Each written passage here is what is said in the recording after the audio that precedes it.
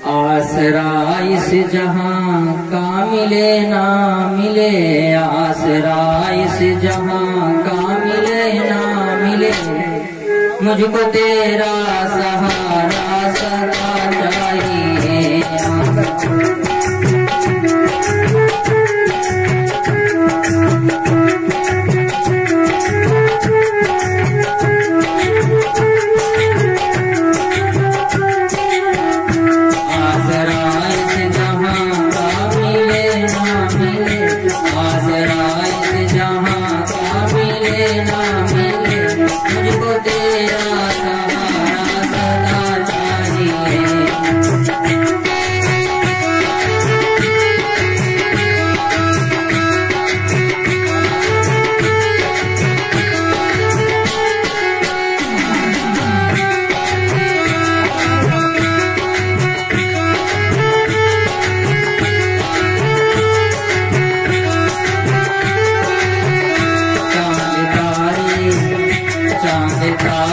फलक पर दिखे ना दिखे, चांद तारे फलक पर दिखे ना दिखे, चांद तारे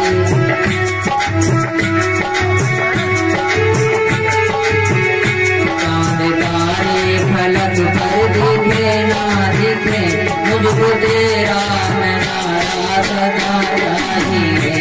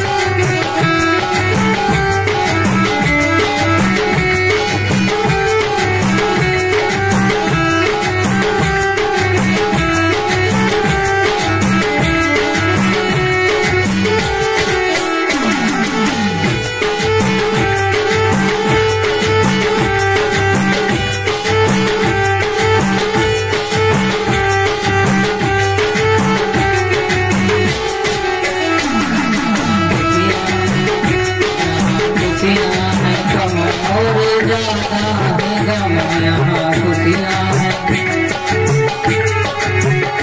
यहाँ खुशियाँ हैं कम और ज्यादा है कम, जहाँ देखो वहीं है भरम ही भरम, जहाँ देखो वहीं है भरम ही भरम।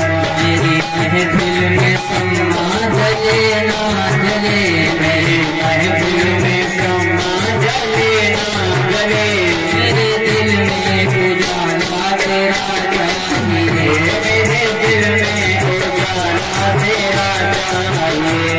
आसरा इस जहां का मिले ना मिले, आसरा इस जहां का मिले ना मिले, मुझको तेरा सहारा सदा चाहिए, मुझको तेरा सहारा सदा चाहिए।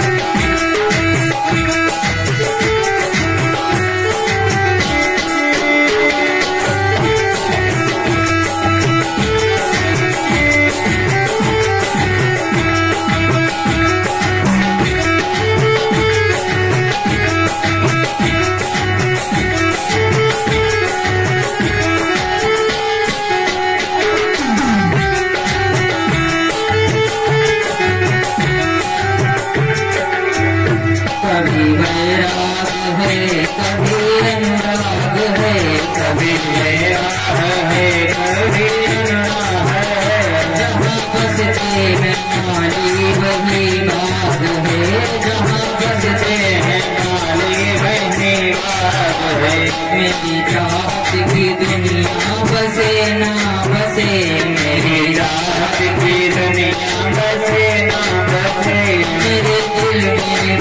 बसेरा तेरा चाहिए, मेरे दिल में बसेरा तेरा चाहिए।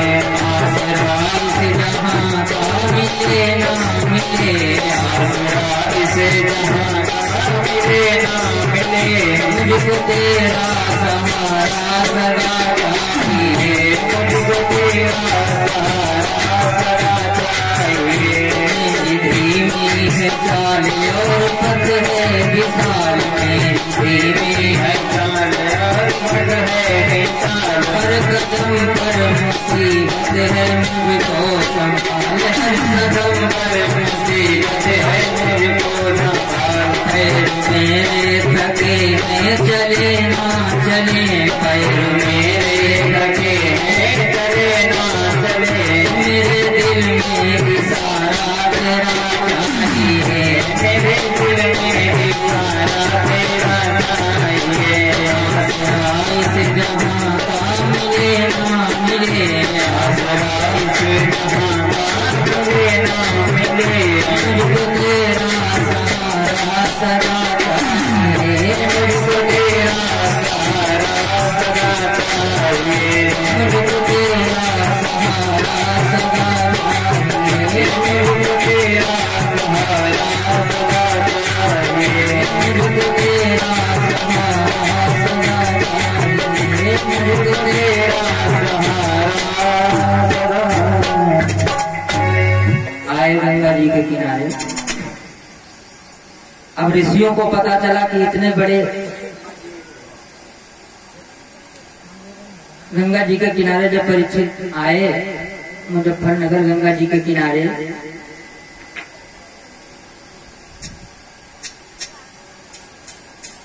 तो जितने संत महात्मा थे, जिसको जिसको पता लगा कि परीक्षित को सांप लगा है, वो सब आने लगे परीक्षित के पास। अत्रि, वशिष्ठ, स्वयं, गौतम, अरिष्ट, भृगु, पराशर, मेधातिथि, देवल, अरिष्टसेन, भरद्वाज, गौतम, पिपलाद, मैत्रेय, जितने अच्छे अच्छे संत महात्मा थे, उंगलियों पर गिने जाने वाली जितनी प्रतिभाएं थी वो आई। क्यों? बहुत अच्छे राजा थे परीक्षित।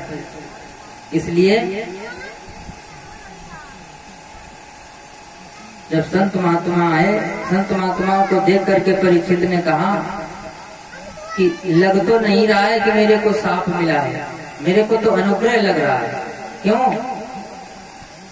इतने एक जगह पर बैठे बैठे इतने संत महात्माओं को मेरे को दर्शन में प्राप्त हो गया,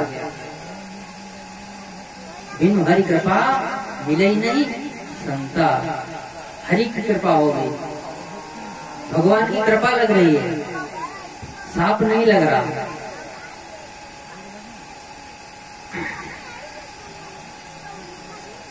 सभी से एक ही प्रश्न पूछा,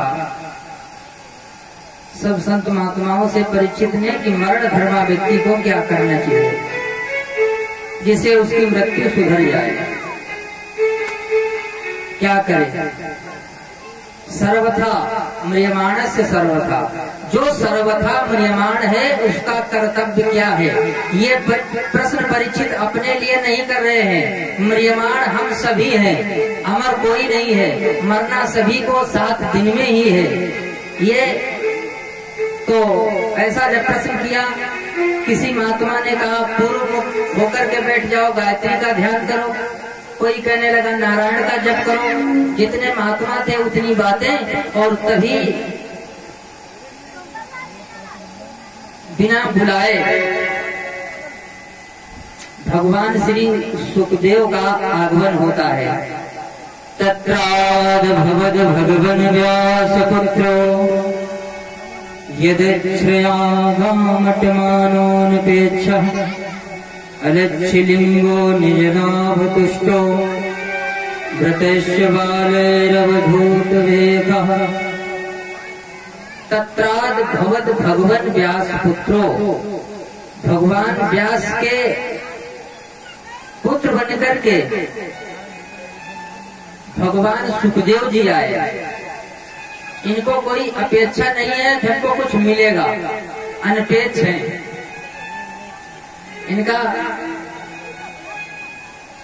कुर्ता लंगोटी नहीं पहने हैं, केला की लंगोटी लगाए। अवधूत वेखा, अवधूत वेश है। अवस्था कितनी है? तम दोष्ट वर्षम, 8 दूनी 16 वर्ष के हैं। 14 वर्षीय क्यों नहीं लिखा? 8 दूनी 16 क्यों लिखा? 8 वर्ष का बालक निर्विकार होता है, इसलिए ज्यादा जोर दिया देकर के लिखा तम दोष्ट वर्षम। सुखदेव 8 दूनी 16 साल के। 8 साल का बालक निर्विकार होता है, निर्ग्रंथ होता है। सुकुमार पाद है, पैर लंबी भुजाएं हैं और सांवला स्वरूप है। स्त्रियों को कामदेव के समान लगने वाले, बहुत सुंदर है। सांवला स्वरूप में भगवान कृष्ण जैसे। बोलो राधे राधे। अब ये आ रहे थे तो गांव की देवियां पीछे पीछे लग गई, लड़के लग गए गांव के। नंगा बाबा आ गया, नंगा बाबा आ गया, कोई डेमा मारने लगा। लेकिन जब ही पहुंचे तो जो संत महात्मा थे वो सब उठ करके खड़े हो गए, प्रणाम करने लगे।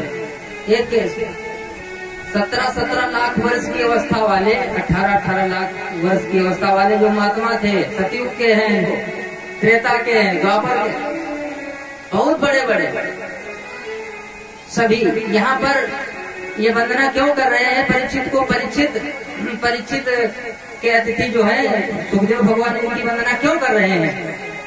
एक तो ये ब्राह्मण है, दूसरी बात ब्राह्मणों में जो ज्ञानी होता है वही पूज्य होता है। क्षत्रियों में वो पूज्य होता है जो ज्यादा बलवान है, वैश्यों में वो पूज्य होता है जिसके पास ज्यादा धन है, शूद्रों में वो पूज्य होता है जो उम्र में ज्यादा है। बोलो राधे राधे। तो ये परमहंस है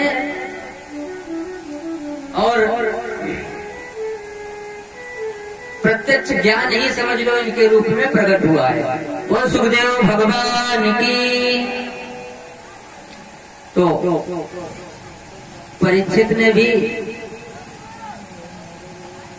दंड प्रणाम किया। संत महात्माओं को परीक्षित को दंड प्रणाम जब करते देखा तो जो बालक डेला मार रहे थे वो भाग खड़े हुए। देवियां भाग नहीं, क्यों?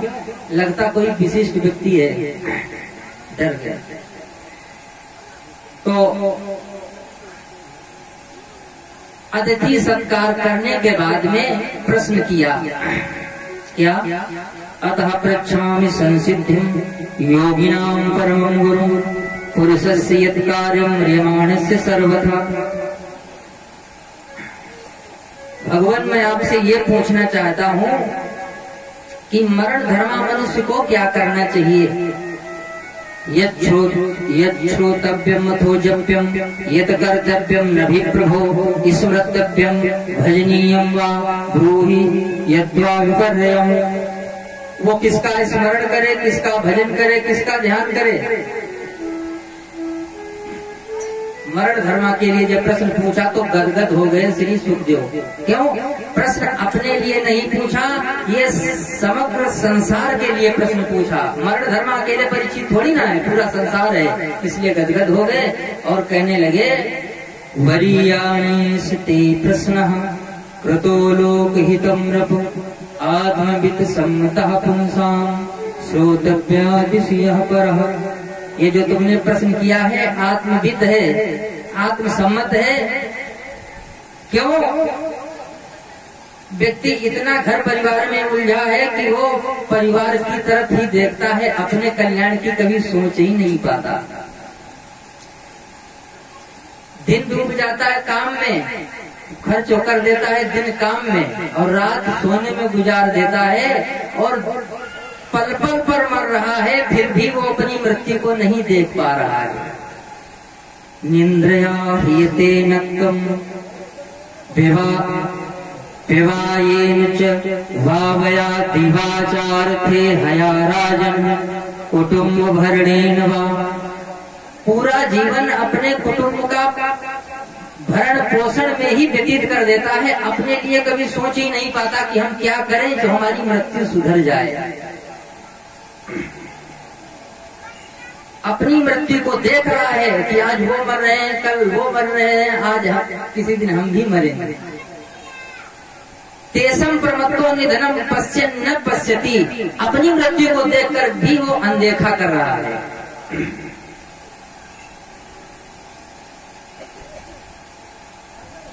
तस्माद् भारत सर्वात्मा भगवानीश्वरो हरिः श्रोतव्यः कीर्तितव्यश्च स्मृतव्यश्चेच्छता भयम्। राजन जो अपना कल्याण चाहता है उसको 3 काम करने चाहिए। कौन कौन? उसको भगवान की कथा सुननी चाहिए, भगवान का कीर्तन करना चाहिए और भगवान का स्मरण करना चाहिए। 3 काम करने चाहिए, कथा का श्रवण और भगवान का कीर्ति का कीर्तन और भगवान का स्मरण। महाराज मैं तो भगवान की कथा भी बहुत ऐसी अच्छी है, इतनी सुंदर है, इतनी मधुर है। सुखदेव भगवान कहते हैं मैं तो निर्गुण में परिनिष्ठित था, साकार से मेरा कोई लेना देना नहीं था, लेकिन भगवान कृष्ण की कथा जब हमने श्रवण की तो गृहीत चेता राजर्षे आख्यानम यद धीतवान, मेरा मन खिंच गया, मैं साकार से जुड़ गया। आप लोगों ने देखा होगा कृष्ण में जो का के ऊपर री लगा होता है, री, और जो मछली पकड़ने वाले होते हैं उनके पास भी एक बंसी होती है, वो भी री की तरीके की होती है। उसके ऊपर वो खाद्य पदार्थ लगाते हैं ना, केचुआ लगा देते हैं, पानी में डालता है धीवर और मछली पकड़ती है उस भोजन को और फंस जाता है मुख और बाहर धीवर निकाल लेता है, मछली फंसा लेती है। ऐसे भगवान के जो ऊपर री लगी है का के ऊपर, तो भगवान अपने भक्तों को खींच लेते हैं। जो भगत हैं उनको खींचेंगे और जो भगत नहीं है उनको वो नहीं खींच पाते। बोलो राधे राधे। भगवान कृष्ण को आप चुम्बक समझ लीजिए, भगत को लोहा समझ लीजिए। चुंबक उसी लोहे को खींचेगा जो जिसमें काई जंग नहीं लगी है, जिसमें बहुत काई लगी जंग लगी उसे नहीं खींचेगा। बोलो राधे राधे।